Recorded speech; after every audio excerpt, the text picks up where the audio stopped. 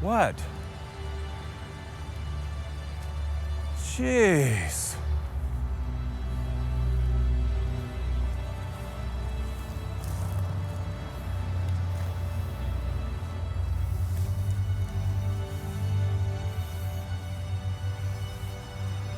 Careful, Dennis.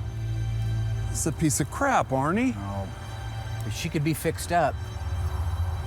Yeah, she could be real tough.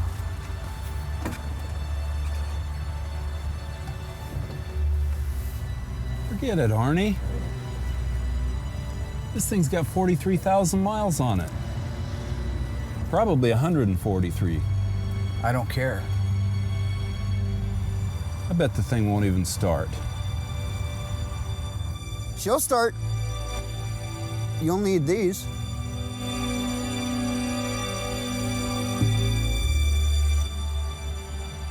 How much do you want for her? I mean, whatever it is, it's not enough. Jeez, Arnie. This time on Graveyard Carz, we reveal the complete restoration of our B7 Blue 1970 Challenger RT 446 pack. From paint to drivetrain and the final road test. Witness the transformation of this Challenger RT from a 383 Blue Beauty to a 446 pack B7 Beast. The unburied dead, the unburied dead are coming back to life, coming back to life. Self-proclaimed Mopar master Mark Warman and his protege painter Will Scott get paid to bring Mopar muscle cars back from the dead. They work with Mark's daughter Alyssa and his cousin Dougie. They're willing to travel anywhere to retrieve a customer's car, detailing how it lived its life and how it died. After that, they bring it back to make it look just like it did the day it was born.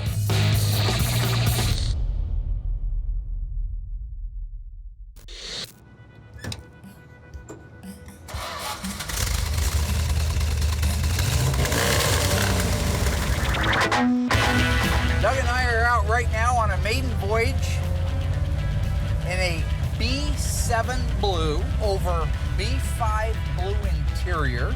It is a manual transmission that uses the pistol grip shifter. The first two letters of the vehicle identification number are J for Juliet and S for Special. It has a 410 Super Track Pack rear end, a Rally instrument cluster with an 8,000 RPM tachometer, and the speedometer goes up to 150 miles per hour. What are we driving?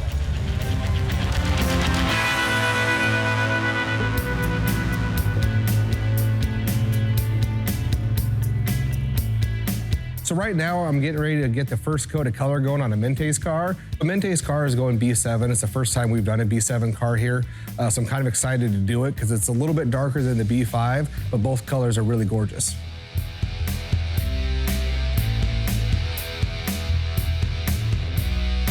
This is a popular color, so PPG's got this one just dialed down.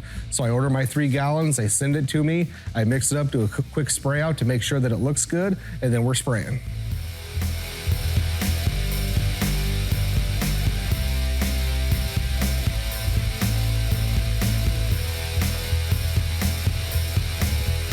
So right now we're getting ready to start the final fit and finish on our 1970 B7 Dodge Challenger.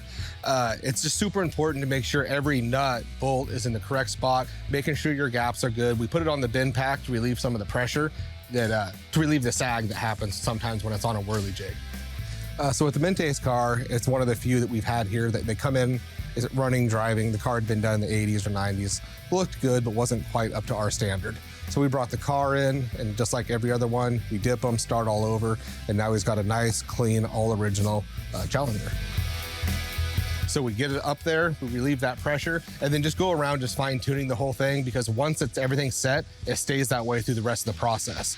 So when we take it off the bin pack, it will sag, but you have to trust in what you did before.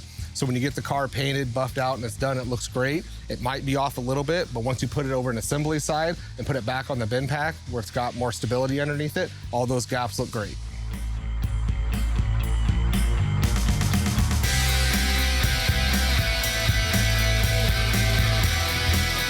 We got our first fender hung. Everything looks good, double checked, signed off on, so now it's time to move to the next.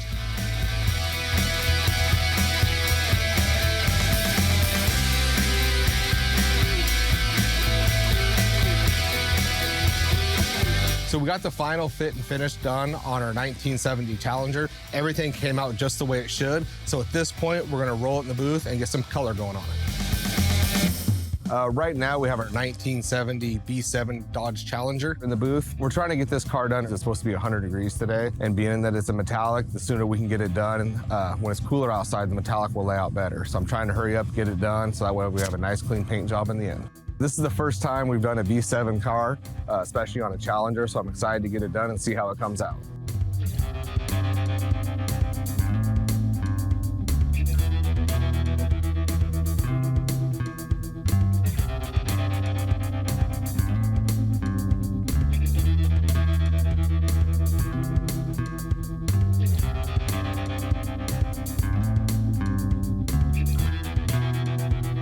This was kind of a rush job because once it hits 100 degrees, I just can't get that paint to lay down nice. So it was a little bit of a challenge to get it done on a shorter time frame. The color laid down great. We were able to beat the heat, get the clear coat done today.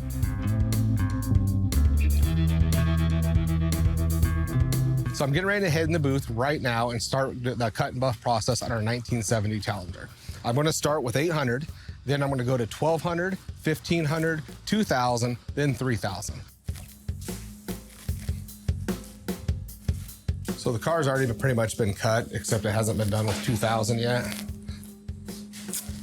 You can see it's still shiny through here because I stay off that line. So I do this just to protect it. Challengers are a little more tricky because, right, we got a real sharp style line where a Cuda doesn't. So you kind of got to watch that line. So a lot of times I'll just mask off the line when I do my sanding and buffing to ensure that we don't get burned. So it takes a little bit more time than some of the other cars, but the end result's the same. I mask up all the edges just because I don't want to burn it. Because once you burn it, then sometimes it can be challenging trying to fix it. So I just would rather be safe than sorry, make sure those edges are all protected, and then that way I don't have to fix anything later. If you catch the edge, whether it be when you're sanding it or with the buffer, if you don't have those edges protected, you burn it. Is what that means is you actually sand off the 3 or 4 coats of clear coat, the however many coats of color that you have on there, and you can go right down to the primer. So you can have something that's actually an inch or 2 long, and it'll be primer underneath there. So you can literally take the paint off all the way down to primer on that. So that's why I just put the tape down to make sure I don't have any problems at all. Now that the sanding is all done completely, I start the buffing process. I get all the dust, get the whole car wiped down so it's a nice, clean, fresh surface to start with. It was one of those things that has really sharp edges, so I made sure I went through the whole car, masked them up, went from 800 all the way out to 2000, and the finer grits in between, so that way when it came time to buff it, it really buffs quickly. I start with a wool pad, compound number 1, and I use that wool pad over the whole car. It's the most aggressive. So it'll actually get the shine back a lot quicker than the other pads, but it also can give you the burns really quick. So that's why we just mask it off to make sure that we're good through that phase. So we start very aggressive with the wool pad before we move on to the next.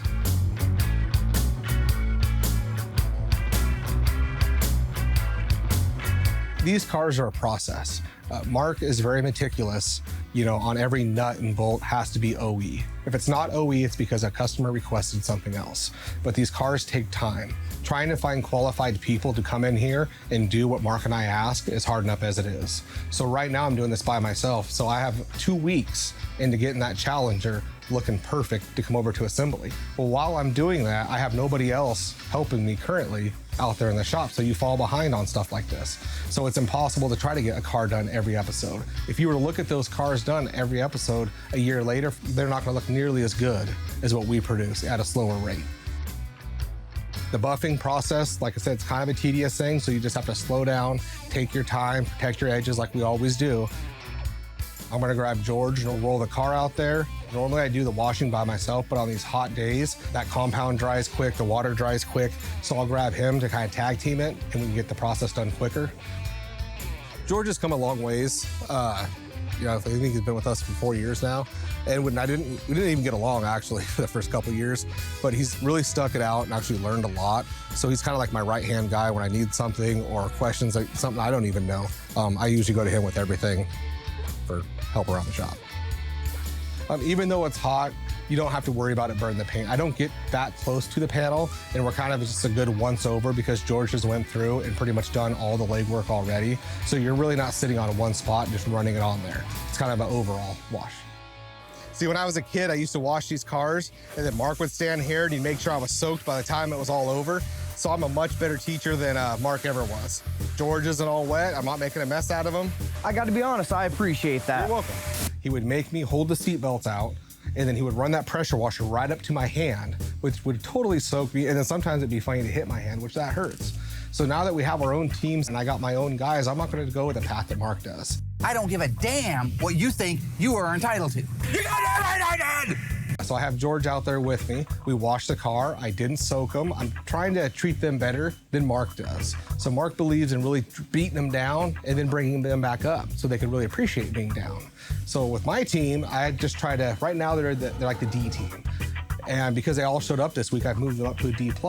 So in my way, it's very easy for them to rise quicker. And then by doing that, they also take better care of me in the long run. Back in the old days, I used to bicker with everybody here. Uh-oh. Hey, boss. Give him a hard time because I used to go the same path as Mark.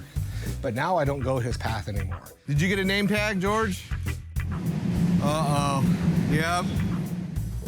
Now we're all about, keeping people higher, build morale, keep them in a good mood all the time. That way they perform better. George and I did a great job. He did a great job. It's pretty basic on what you have to do. You just have to be thorough. The car is completely washed, looks great, rolled back into the booth, chamois down, and ready for the next process. We've already done the paint work, the cut and buff is done, it's all been washed up and it's completely spotless now. Now is the time where we go in, mask the car up completely, and then start the undercoat process. Not every car gets undercoated. The ones that we do were factory done already, so we just make sure we always replicate that. It's nice to have it on there because it does quiet the noise down a little bit. I don't put it on as heavy as the factory does, so I like it to look a little bit cleaner so you can see the quality of repairs we've done when it comes to putting in floor pans and whatnot. But it's a quick process, prevents the underside of the car getting beat up, and we do it to almost every car here. I like the undercoating. I think it looks great and it does serve a purpose. If it was my car particularly, I would want to paint it, but not the factory gray. I would like to see the underside of the car painted just as good as the outside of the car. The undercoating is actually a very quick process. We have a great setup. It allows you to go in there once the car is masked up and just spray. So it's just the most important thing is to make sure you get in all the cracks and crevices, cover the whole entire thing. It takes about 20 minutes to do, and it does take a good week or two to actually fully dry.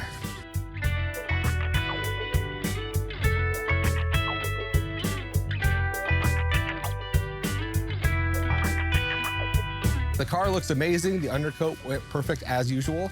So I'll give that about 30 minutes to kind of dry a little bit, unmask the car completely, and roll it over to the assembly shop.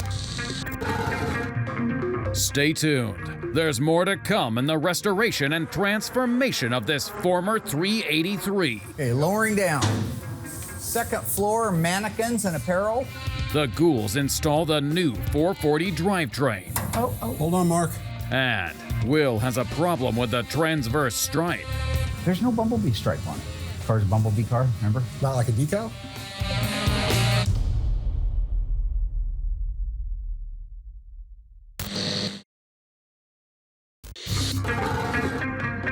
Our graveyard is filled with classic Mopar muscle, the prized possessions of hard-working Americans. Most people saved up and waited to get their dream car. Something sporty, glamorous, exciting, and available on their budget. Big enough to be comfortable, not a subcompact, and a broad choice of equipment to meet their specific needs. They were eager to purchase the Sport Compact that was all new for 1970, the one that offers all new value, the Challenger.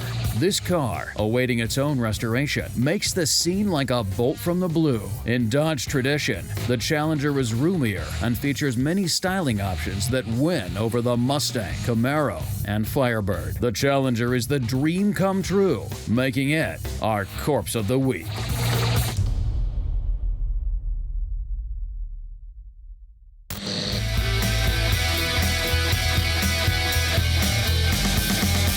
Our 1970 Dodge Challenger RT. This is a B7 blue car. It has a white Bumblebee stripe, black interior. Originally, it was a 383 4-speed car. The customer wants me to convert it over to a 446-pack 4-speed car. So that's what we've been in the process of doing. The drivetrain is all built out. We've been assembling what we can on the car until the drivetrain was done. The other day, we got the deck lid on it. We're starting to do the final sheet metal. So the last piece of final sheet metal is going to be our hood. That's a 3-guy job. It's 2 guys, 1 on each side, 1 at the front holding the balance. It's just better to be safe than sorry. Brewster? Yes, Mark. Okay. Alrighty. What? Okay, raise straight up in the air. These hoods are big and they're heavy, so it is good to have 3 people doing it because it's very easy for a hood to jump or move a little bit and chip a fender. So it gets a little tense, but when you have 3 people just taking your time, making sure you're doing a good job, it usually goes fairly quick. Now, Will, I have a question for you. No, you don't. Yes, I do. Anyway, I was working with the greenhorn. We were putting the deck lid on. Something jumped out at me. I couldn't help but notice. What's that? There's no Bumblebee stripe on it. Car's a Bumblebee car, remember? Not like a decal? No, it's not like a decal. It's a painted-on stripe. V9W to be specific, because it's supposed to be white. Now, I'm just wondering why you didn't put it on there, because it's supposed to go on underneath the paint. Why didn't you tell me? What, Will? Can you lift up in the front a little bit? Why didn't you tell me?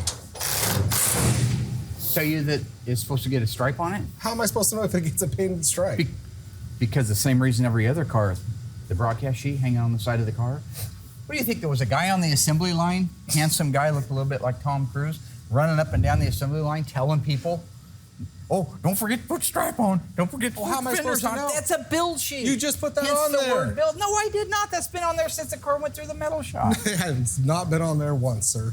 Not one time. You literally just put that on there. Why would I just put that on there? Because it's part of your game. No, there is no game. It's all a game with Okay, you. can we just close the hood? That broadcast sheet, I haven't seen that. He probably literally today printed that up and then threw it on there. Because I had no clue that we were supposed to drop a stripe on it. And those are like things that he, like when he's walking through the shop, say, oh yeah, don't forget or give me a heads up. Because I have no fender tag, I have no broadcast sheet. The only thing I know is it goes B7. I'll have to do a little last minute dial in on it. Push the back edge of that hood down. Yeah, I just got to drop the back of the hinges down a little bit. Okay. The hood looks good. It needs a little bit more tweaking. We leave that for Mark to do. You know, he's a perfectionist at it. He's actually really good at it. So he'll dial this thing in, but color looks great. Everything matches like it should. Looking amazing. Okay, are we done? You're dismissed. Thank you. Will, you're not done. The V9W stripe, as you know. The white stripe. Next time, read the broadcast sheet. Put a broad. There was a broadcast sheet. It was not there. I've done this whole car from start to finish. Listen, I've made mistakes too. I didn't realize at the time I was a greenhorn. I didn't realize that the way they did it was like before the car ever got purple or blue. If it got a Bumblebee stripe on it, they painted the back of the car almost to the front edge of the deck lid. Then they did a reverse mask, masked off the rally stripes, painted the car, pulled it off, and they were done. Okay. So when you run your finger across a factory stripe, if it was brand new, right, what? You wouldn't feel the line. Of course you'd feel the line. No. We're not clear coating over it, it's an enamel paint. Can I finish now?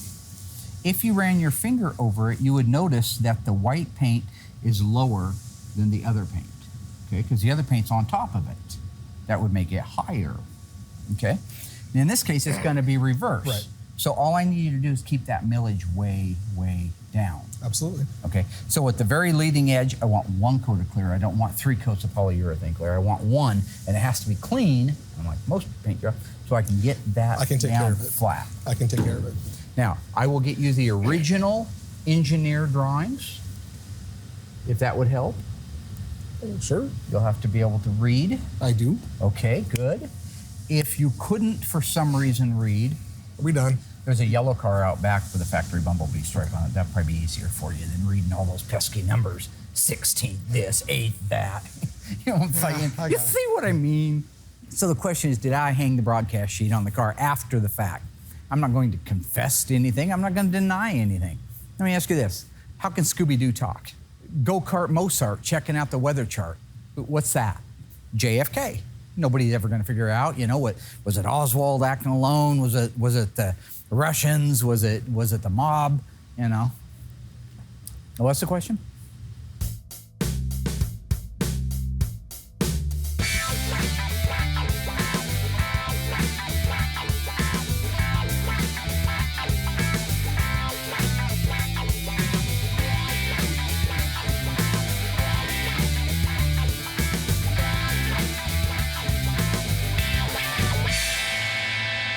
So right now we're getting ready to install the drivetrain in our 1970 Dodge Challenger RT. I want to start out by just talking about some of the things that make this unique and correct for a 1970 Challenger. The Challenger started life as a real RT, 383 4-speed car. The owner always wanted a 440 6-pack 4-speed car. So he commissioned me to restore the car, but when we go back together with the engine, transmission, rear end, suspension, make it exactly the way a 440 6-pack car would have been in 1970. So you guys ready to go to school?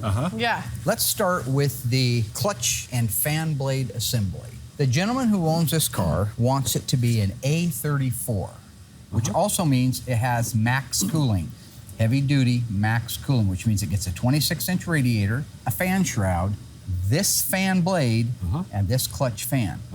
The 2806070, that is the correct fan from 1968 to 1971. That is a correct reproduction of the very, very difficult to find in good shape fan, because it's at the front of the engine.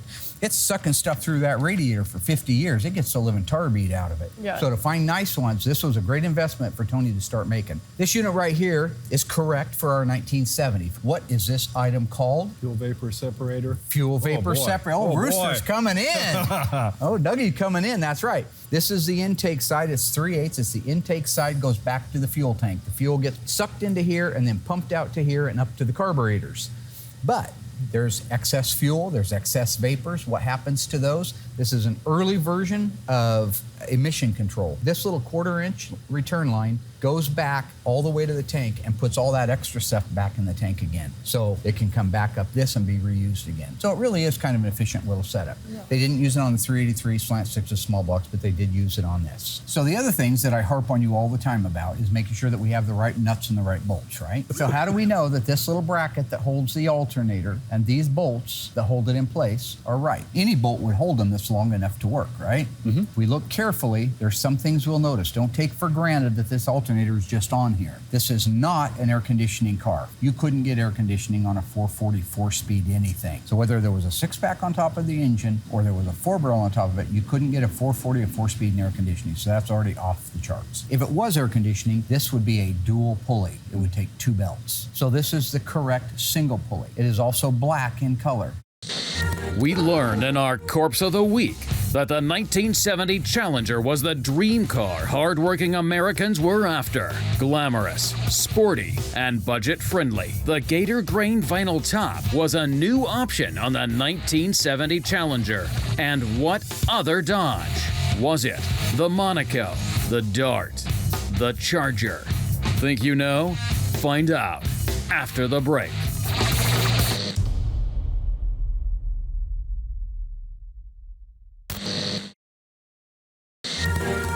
Welcome back, ghouls. We learned that the 1970 Challenger was equipped with many styling options. One option was the new Gator Grain vinyl top. What other Dodge car was available with a new Gator Grain top? If you guessed the Charger, you were right. For Dodge in 1970, the new Gator Grain vinyl top was only available on the Challenger and the Charger.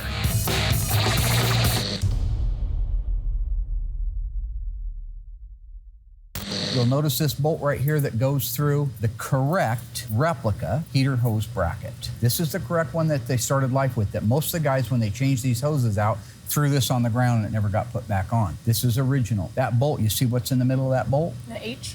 That's a Highland bolt. Okay. That is the correct original Highland bolt. Look at this one with the serrated top on it with these little teeth in it. That is the correct bolt. It's very short and it's specific. It's made that way to go into that hole. See the word top here, so you can't get it upside down because I know where you're from.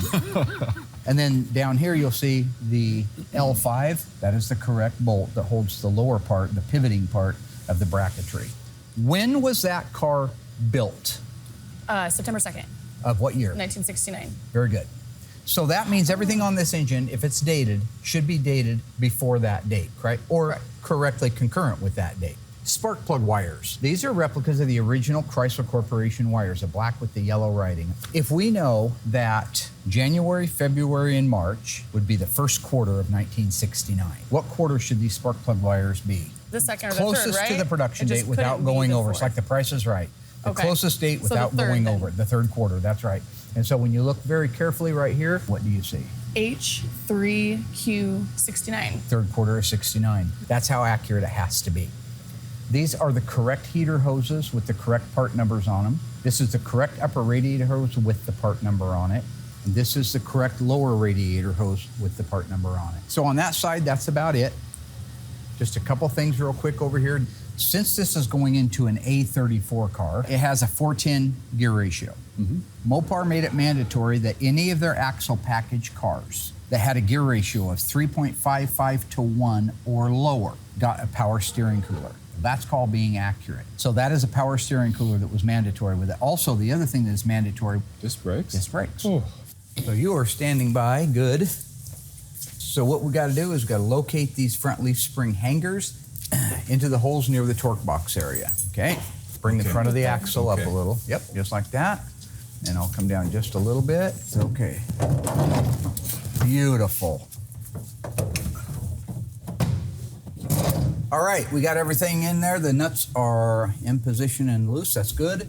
We need to lower the car down and put the rear actual shackles in place. That's good. How we doing, guys? All right, got it.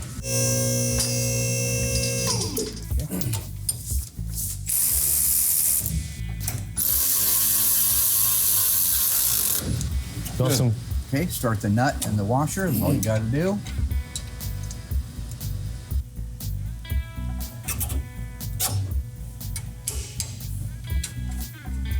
Yeah, tighten that down till I see.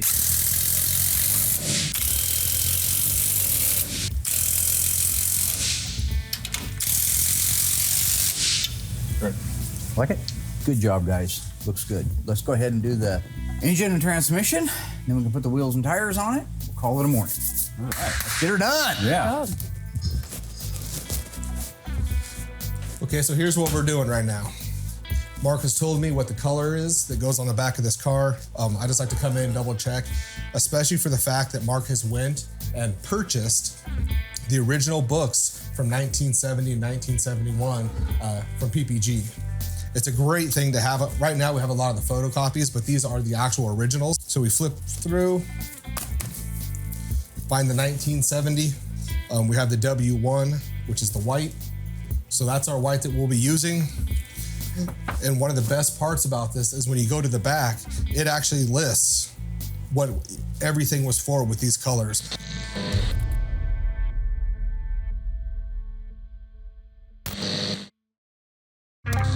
Still to come, the ghouls install the newly built out 440 drivetrain. Will lays out the very unique white transverse stripe, despite Mark's interference. Now don't really follow him. Just quit filming, because this is where he likes to start popping in.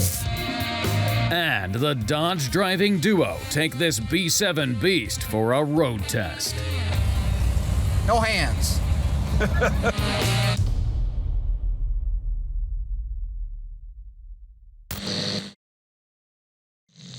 Okay, let's do it. I'm gonna run the hoist. Load her in there. Load her in there. I'm gonna give you the eyeball line. I can usually call it within a millimeter. All right. Can't tell your colors, but apparently measurements. Go this way with the front of it. Oh, my bad. Stop there. We probably could need maybe an inch forward, not much, right there. Usually if this post touches that support, that's about the right forward for it. Okay, lowering down. Second floor, mannequins and apparel. And Okay, we're gonna hit on the passenger side. Kick it over a little bit. Yeah, it can go over about a half an inch. Right there. Okay. did you get that, Pete? Put. Ooh.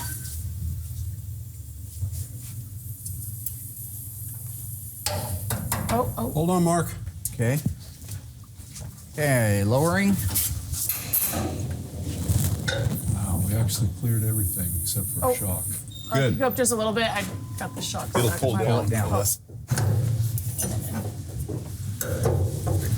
Pull it straight out the front. Yep. There you go. So right now everything is installed as far as the engine is completely restored and installed. Pass-on transmission, did the Hemi 4-speed. It's all done and ready to go. We'll have to do our assembly line markings on it. That's all that'll be left there.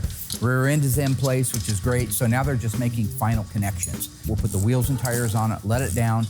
Then we can get it moved over to Will so he can put the V9W stripe on the back that he seemed to have not been able to read the broadcast sheet for. So, Dougie! Yeah, Mark. Hi, Dougie. Hi. Think he does that. That's Hello. What's wrong? Hi, Mark.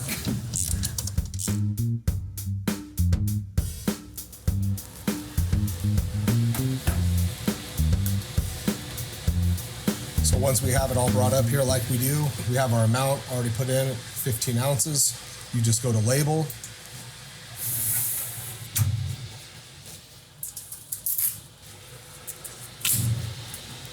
So it has everything in it, so now we're good to go mix it.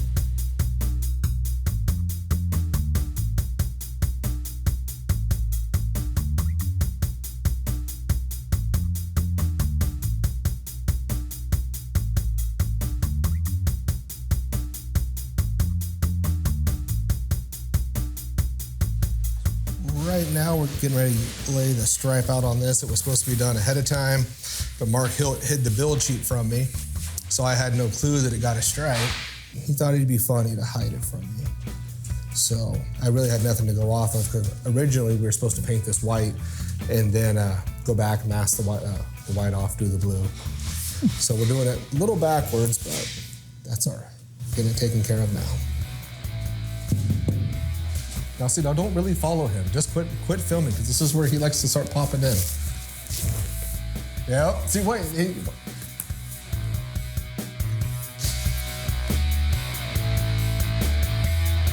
This color is Spinnaker white, and the paint code is W1. It's a creamy white. When you first spray it, it looks like it's really, really off, but once you unmask the car and look at it, it is a creamy white, but it's not as noticeable once you get the blue. All right, ghouls. Another moment to test your knowledge about 1970 Challengers. Chrysler sold over 83,000 Challengers in 1970. True or false? Duster sales in 1975 surpassed any individual year of Challenger sales from 70 to 74. Are we telling the truth? Find out after the break.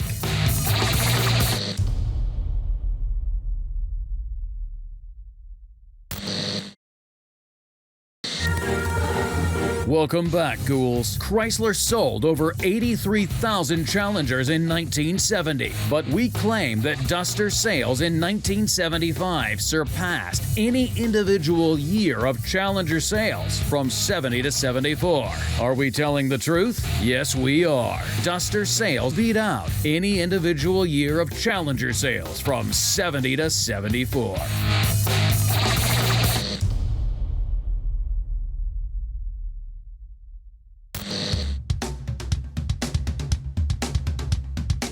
So with our 1970 Dodge Challenger, we're getting close to getting it across the finish line. Gonna do a fire up on it right now. We have not started this engine. Usually we do an engine test run, but we didn't get an opportunity on this one. So we're gonna check for oil leaks, make sure that it runs well.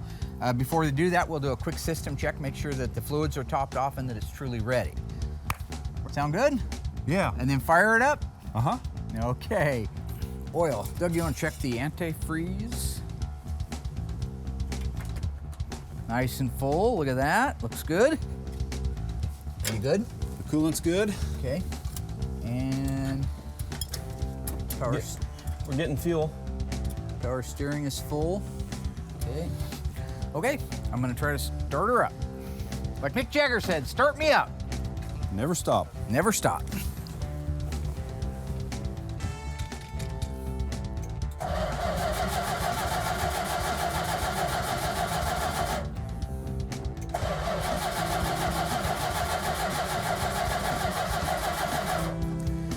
Okay, go ahead and hook the coil up. Alrighty.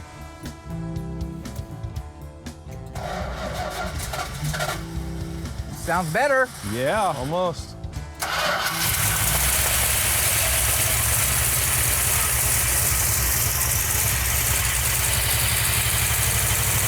Advance the timing a little.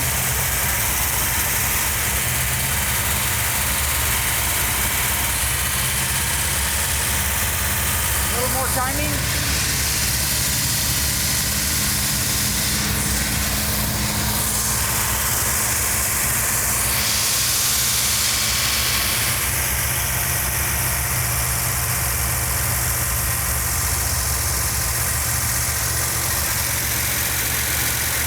Those valves will quiet down.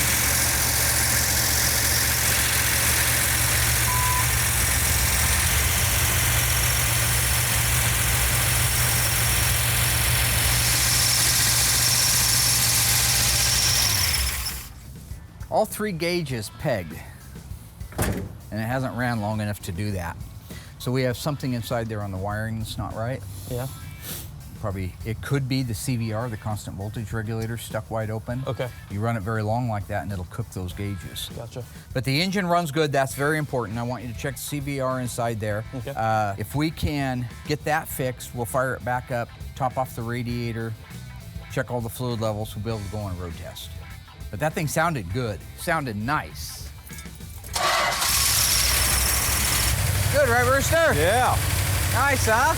Love it. Hey, got a little dance in you? A dance? Hey, do your Frankenstein from the old days. Like this? No, that's not the Frankenstein, man. I was doing all my stuff out on the dance floor, you know. I was moving and I was doing that, and I did the rope turn and the teapot. Yeah. And then walk like an Egyptian. I was doing that. Yeah. We did And I this looked the over last and there's fire up. Dougie. Same thing. That was his movement. That was his move. It was called the Frankenstein, man. Recycled jokes. Anyway, I had some moves. I can't show them nowadays because I got told I can't, but trust you me, I had some moves.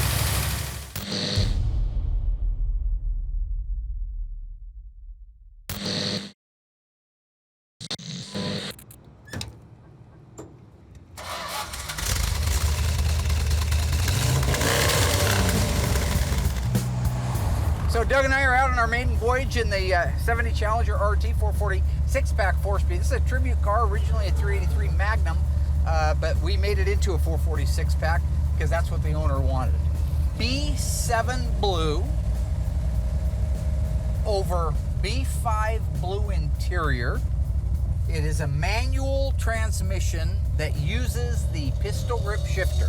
The first two letters of the vehicle identification number are J for Juliet and S for special.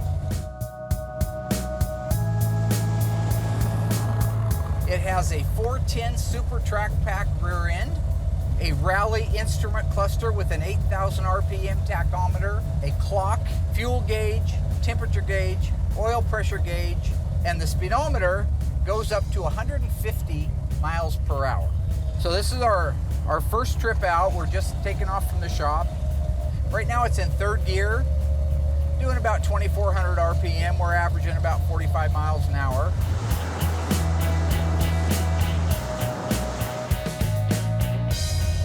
feels good. See how it pulls here. This is a 3rd gear pull.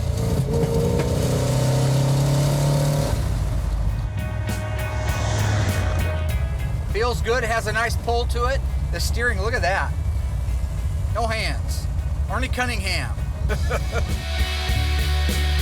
This car was also a manual steering car that we converted over to power steering. How's it feel? It feels nice. Oh, wow. Power Disc brakes, which are mandatory and standard, if you will, with the A34. What's the A34, Doug? What? L31s? That's turn signal indicators. What's the A34 axle package give us? 410 Dana? That's right. And what front brakes are standard with the 410 Super Track pack? Disc. Manual or power? Power. That's right. That's right, old Dougie coming out of the gate strong now. Doing good. Car feels good. Feels nice. We got dual outside mirrors, G36. Wow. These are painted body color, yep. Sounds good. Does. 1,350 CFM, cubic feet per minute of airflow through the 3 2-barrel Holley carburetors from the factory.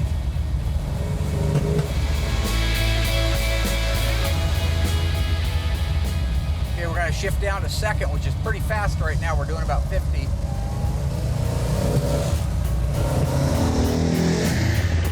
Oh boy. Wow.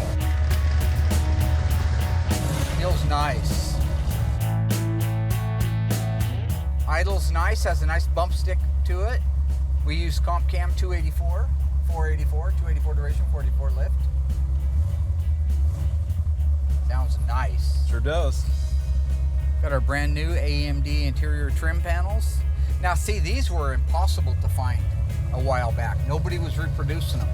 Well, that's not true. The people that were reproducing them were doing a terrible job, and they looked hideous. Oh, these, go ahead. These look nice. They do look nice.